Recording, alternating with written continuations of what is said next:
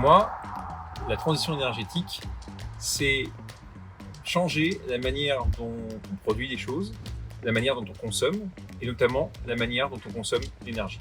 C'est synonyme d'abord de recherche, de développement et d'innovation. C'est pour moi notre capacité à trouver des solutions pour lutter contre le réchauffement climatique, en limitant bien entendu nos émissions de CO2 dans l'atmosphère, mais dont le but est très clair, c'est de préserver notre planète pour les générations à venir. C'est notre capacité à innover pour progressivement abandonner les énergies fossiles polluantes, dont nous sommes extrêmement dépendants, au profit des énergies dites renouvelables. C'est également notre capacité à nous préparer à ces transformations profondes qui sont à la fois structurelles et sociétales.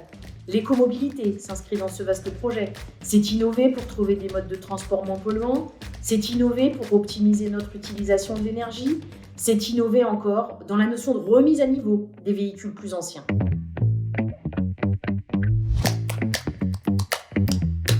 Dans les années à venir, on va certainement avoir une modification du parc, mais elle va se faire de manière graduelle et on aura toujours besoin d'entretenir à la fois des véhicules plus anciens, des véhicules thermiques, et en même temps de pouvoir intégrer des véhicules électriques, hybrides ou hydrogène. Cette transition énergétique va bien évidemment redessiner progressivement le parc automobile. Alors en revanche, à quelle vitesse? Je dirais qu'il y a encore beaucoup d'aspects qui restent très compliqués à évaluer.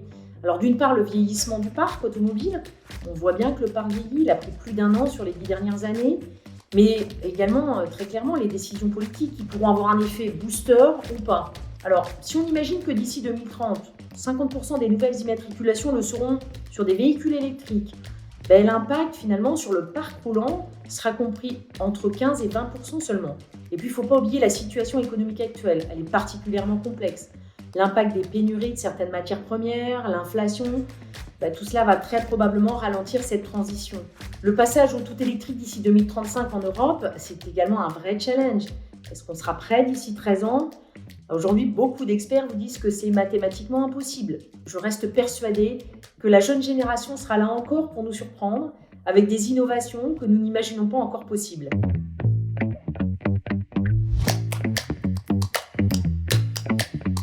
On a vu récemment, la Commission européenne a voté l'arrêt de la commercialisation des véhicules thermiques en 2035. Et quand on voit aujourd'hui, notamment en France, avec un parc qui a presque 11 ans d'âge, on peut donc en déterminer qu'on va être au moins jusqu'en 2045 avec des véhicules thermiques qu'il faudra entretenir sur le territoire français. À quelle échéance la fin des véhicules thermiques en après-vente? Eh bien, j'avoue que j'aimerais avoir une boule de cristal pour vous le dire. C'est extrêmement difficile à prévoir. Je dirais que sur ce point, le poids des décisions politiques des prochaines années sera extrêmement important. Quels seront les leviers utilisés, les aides apportées? La date de 2035 annoncée par l'Europe va déjà accélérer la mutation côté constructeur. Alors vous dire si la disparition des véhicules thermiques sur le parc français aura lieu en 2045 ou 2050, j'avoue qu'il y a beaucoup trop d'incertitudes pour pouvoir vous le dire. N'oublions pas que le reste du monde va probablement continuer de rouler bien plus longtemps avec des véhicules thermiques. Alors par contre, en revanche, l'urgence, c'est de se préparer dès maintenant à ce bouleversement. L'apprentissage de ces nouvelles technologies est absolument primordial pour l'après-vente. C'est un énorme challenge et une mutation en profondeur des métiers de l'automobile qui s'annonce.